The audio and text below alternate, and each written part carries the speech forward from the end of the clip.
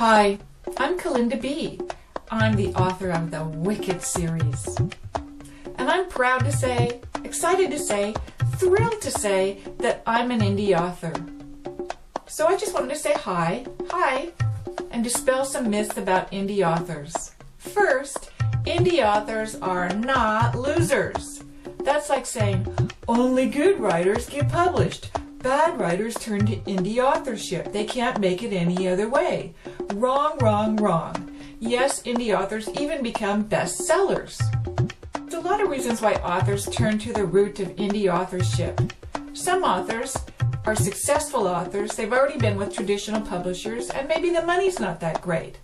Or there are authors who say, been there, done that, time for something different. True, indie authorship can be daunting at times. You have to handle your own book design, book layout, you have to find editors for your books, you have to post content to Facebook, Twitter, your blog site, your website, you have to maintain your website, and you have to sell without losing friends who see you coming and they go, uh-oh, she's going to talk about her book again. Yes, you have to maintain good boundaries. And if you're shy or hesitant about selling yourself or tooting your own horn, you might want to consider a different route than indie publishing. At the very least, you have to have a lot of confidence in yourself.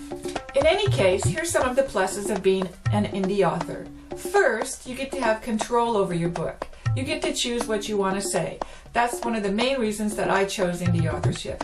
I want to be able to say what I need to say without having somebody look over my shoulder and go, Indie authors have title and cover control, copyright control.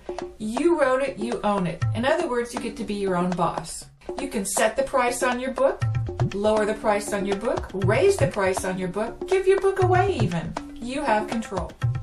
If the first book bombs, don't worry. A publisher isn't going to tell you that you can't write another book because the first book sucked. You get to decide whether you want to write another book again. You can release your book whenever you want. You don't have to wait for publisher deadlines. You can change things around after you've released the book. All you have to do is make changes and re-upload the book. Mention control as in total creative and artistic control over your book. Oh yeah, I think I already mentioned that. And one last thing. A number of years ago, people in the movie business decided to take matters into their own hands, move away from the big movie makers and create indie films. Many of them chose to do that for the reasons listed above. Now indie films are considered some of the most innovative and creative films on the planet, and they win awards all the time. The same is true for indie author books. Sure, you might have to wade through a few weeds to get to the good stuff, but isn't that true about life in general? So here's the deal. This week, today even, take a chance on an indie authored book. You might find yourself excited, thrilled, frightened, terrified, horrified, captivated, mesmerized, entertained, aroused, or any one of a number of responses that the author intended through the command of creative writing. I'm Calinda B, and I approve of this message.